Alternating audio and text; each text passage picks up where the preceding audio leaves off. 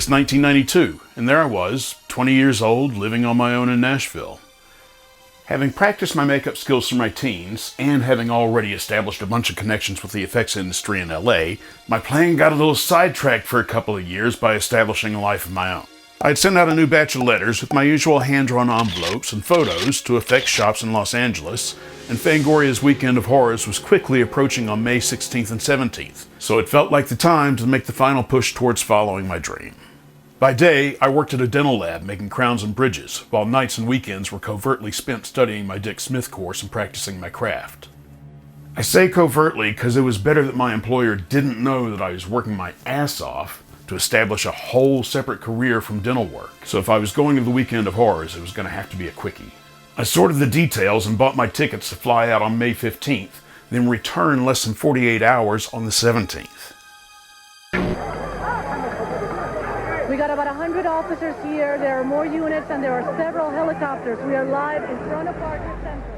April 29th, the 1992 Los Angeles riots begin. Into reaction on the streets. Cars were attacked by rock throwers. Terrible. Two people and there's were no pulled from one car. down here. Being dragged out of cars. There have been reports of sporadic gunfire. Assault on a police station. 5 serious fires. We're seeing a dark day here in Los Angeles. The mayor of Los Angeles has just declared the city under a state of emergency.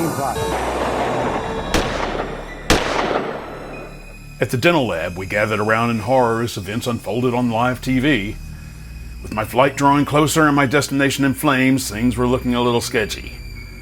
Federal troops didn't stand down until May 9th, and the Army National Guard stayed until May 14th.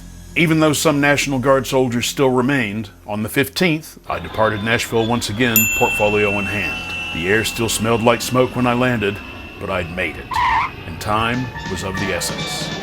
Saturday morning, the Weekend of Horrors began.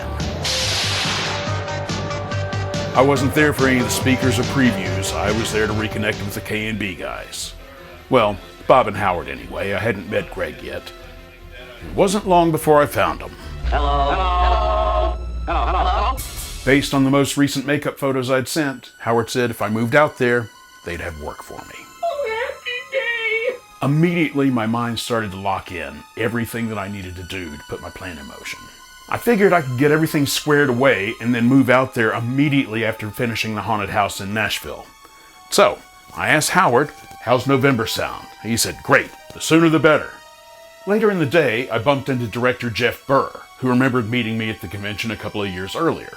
I told him the great news. He said, fantastic, when are you coming out? I relayed my plan. I gotta save money, I've gotta find a place to live, etc. He replied, man, you've got your shot. Just get out here. Stay on somebody's couch.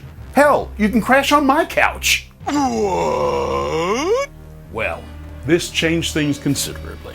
Okay, so then I thought I could just finish the build for the haunted house and then move out around the end of September. So, with my flight leaving that afternoon, I did a smash and grab through the convention dealer's room, and I bumped into Howard again.